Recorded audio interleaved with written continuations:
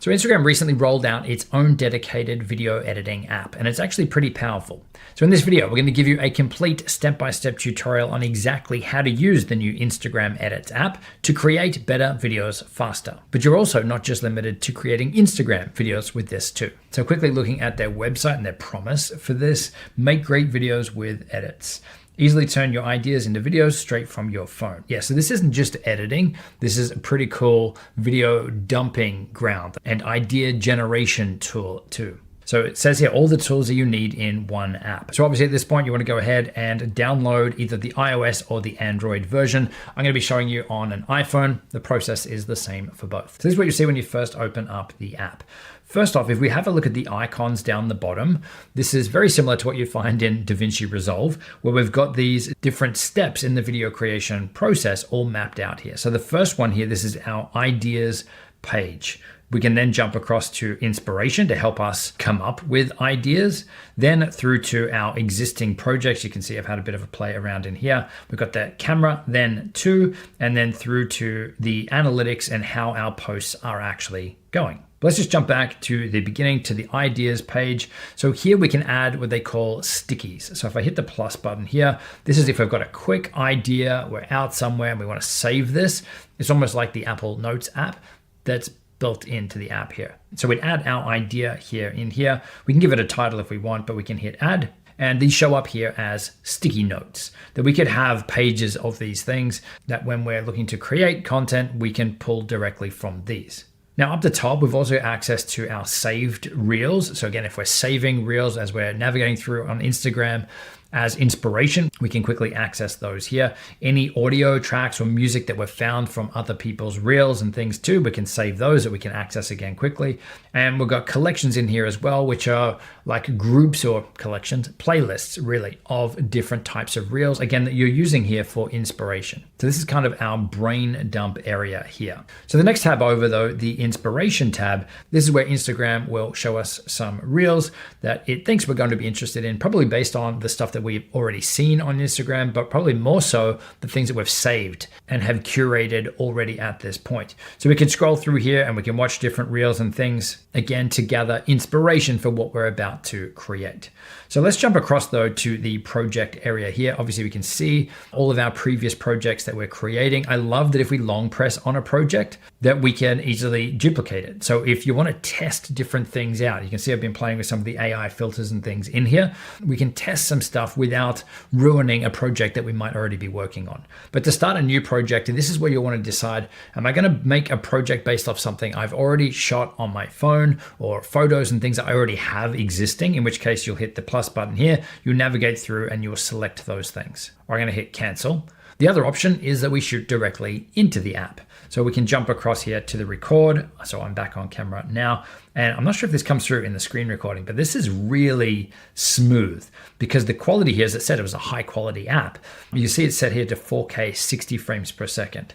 So that's nice and smooth. There's no jitteriness in there. So I love that you've got that option because most apps like this don't have that option. But we can actually change this too. So where it says 4K 60, if we want to create a lower quality, so an HD video or a 2K quality video, instead of 4K, we can adjust it here. We've also got your frame rates here. So the default normally is 30. So this one's personal preference, but personally, I like the way that the 60 frames per second looks. It's so smooth. So I would just leave it like this. This is very similar to what you've probably seen in other tools or apps. We can switch the camera here with this button here. So we can flip it around. You'll see my setup here.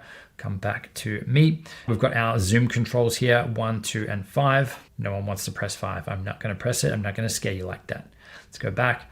Next to that here, we have beauty mode, which is on by default. Yeah, is it really doing much? You're not getting rid of my eye wrinkles here. Well, okay, that's maybe a little bit worse. Okay, I like that it's not so over the top. A lot of these beauty filters are just, yeah, look pretty crazy. I'm going to turn that off.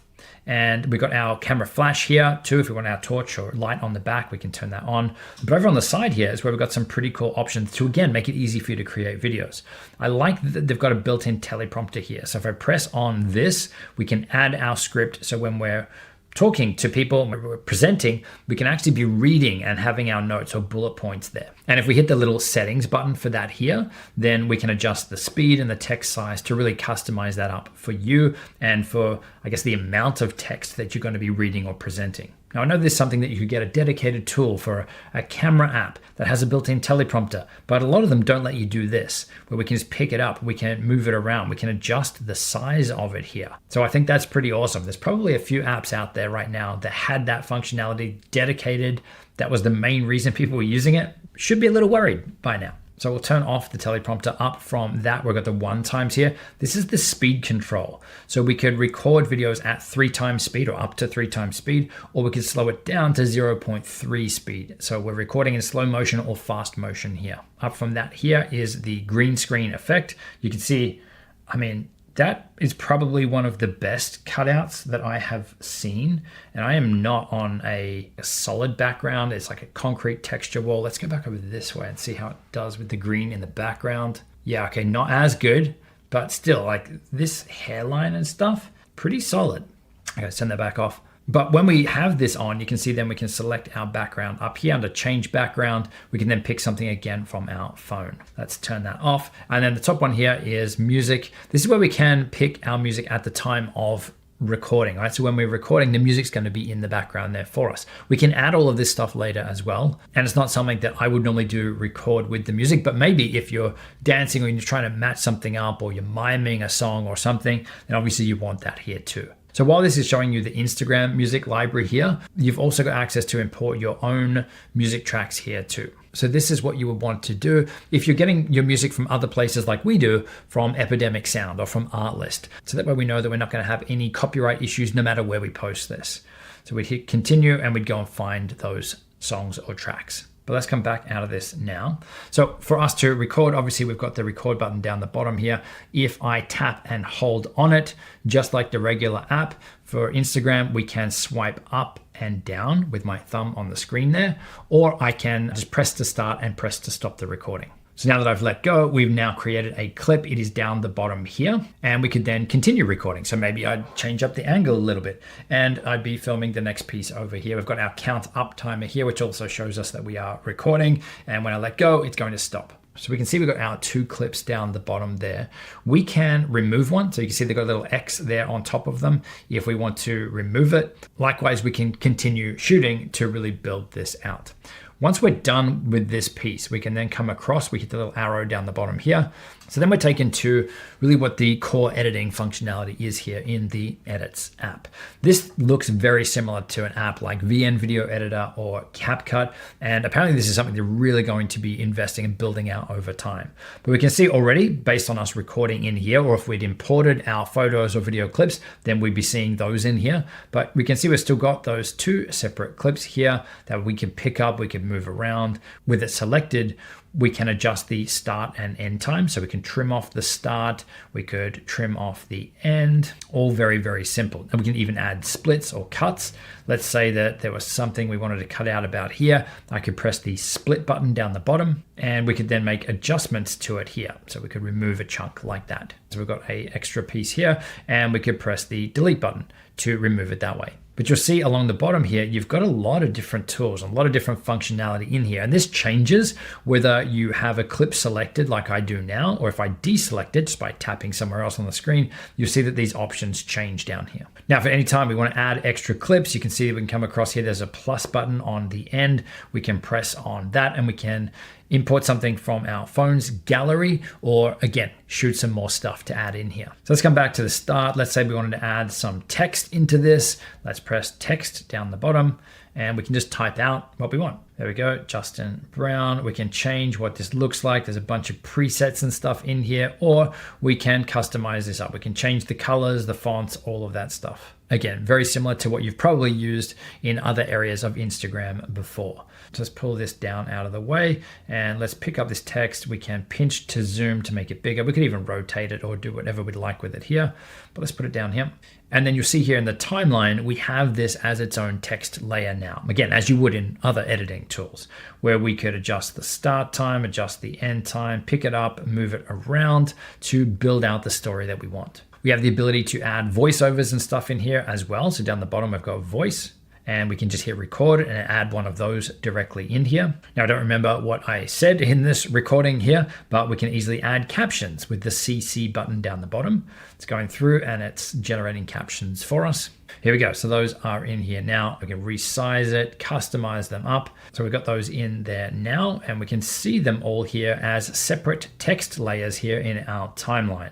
But let's say we want to make some adjustments to this. We can select one, we can pick it up, we can move it around. Maybe we want the text at the top for this one, and maybe we'll make it a little bit bigger. Let's just pinch to zoom on that. That actually will be applied to all of the clips here. So you can see that these other clips across the top here, that it's been applied to those as well. But down the bottom here, when we have one of these captions selected, you can see that we can edit this to change the look of these two. Let's go back out of this. Now let's deselect that. Now let's say that we wanted to bring in some overlay clips or some B-roll on here. Then we can come down the bottom to overlay. We can either choose a photo or a video. Here's me playing around here with, again, some of the AI stuff in here, which I'll show you very soon. Here is a clip, and you can see it's actually on top of our regular video. So I can pick this up, I can move it around, I could make it full screen if I wanted to. So while this is actually playing, it's still playing my video underneath, and you'll still hear that audio. But for this section here, I am some sort of maybe Greek god, who knows. But with these B-roll or overlay clips, we've got a lot of the same settings that we do with our regular clips. So we could split it at this point. Maybe we delete this second half of it. We've got all our filters and adjustments and volume controls and all of that stuff for these clips too, which is awesome. Now, speaking of effects, there are so many built in here. There's a cool one that you really don't see too often, Cutout, which is down the bottom here. Let's press on this. It's then going to say, pick a video file or an image. Maybe we'll pick this one here. It's then going to go ahead and you can choose what you want to cut out of that. So it's selected me in this case, obvious choice. We choose done, and we've now got this as a cutout that we can pick up and we can move around and easily add into our video. And you can see down the bottom here, it's added as its own track. But the cool part is that you can actually do that with video as well. So let's choose cutout again. Maybe I'll pick this clip here. So again, it's automatically found me. Now this doesn't need to be a person. We could actually switch this and choose select manually and pick the lamp in the background if we wanted. But let's do this because it's going to track the movement of me in this video. You can see it's going through, it's processing that now. I mean, it's not a lot of movement, but there is some. And we choose done. And again, is its own little clip that we can have in here. So this is something that really not many other tools have, where you're able to do this afterwards. Adding a green screen effect in at the time of recording is pretty common, but not to add that green screen background removal and have it work as well as this, like even the finger movement here, like that's pretty awesome to have that built in to this, and it's just quick. Okay, as for other effects, let's come down the bottom here. Let's select our primary footage. We have the option here to restyle, and there's so many different AI filters that you can add on here. So we see if you scroll down, there's lots to choose from. I mean, the chicken looks pretty funny, but then there's also these categories across the top where we can find even more. Let's go characters and let's go the llama, restyle. Now that wasn't too quick. It probably took about 1.5 minutes to generate this. Let's have a quick play. Obviously we've got a lot going on in this now. Okay, pretty solid. The movement and everything. Yeah, that's pretty cool. That's exactly what I did. This was another one of those filters here to test that out too. So that's the restyle feature, but you can also just make your regular color adjustments. You've got a lot of the regular sort of tools here, brightness, exposure, contrast, all of that stuff. You've also got a lot of filters in here, Instagram filters that you can apply. So obviously if you were looking to color adjust or change the feel or the vibe of your videos, then you can apply these too. There's also a dedicated area here for effects. So if we open that up, then there's different zoom effects, blur effects. There's a camera shake one here. And straight away by tapping on it, it gives us a preview of it. Our handheld look, fade in. Yeah, if you scroll down, there's lots of different ones that we can apply. Now, there's also some cool audio stuff in here as well. So if we select our clip, you can see down the bottom, we've got voice enhancement. This will help remove the background noise, and it's a slider here as to how much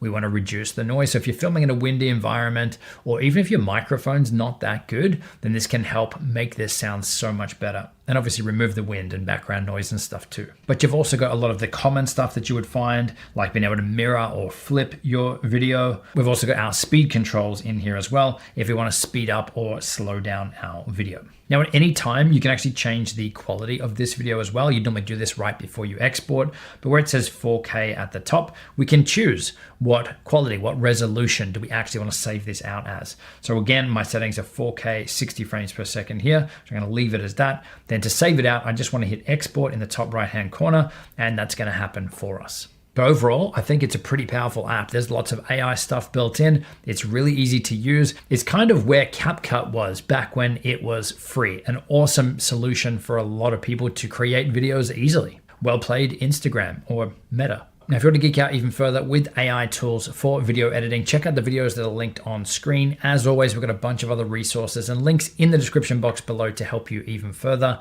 And I will see you in the next video. Cheers.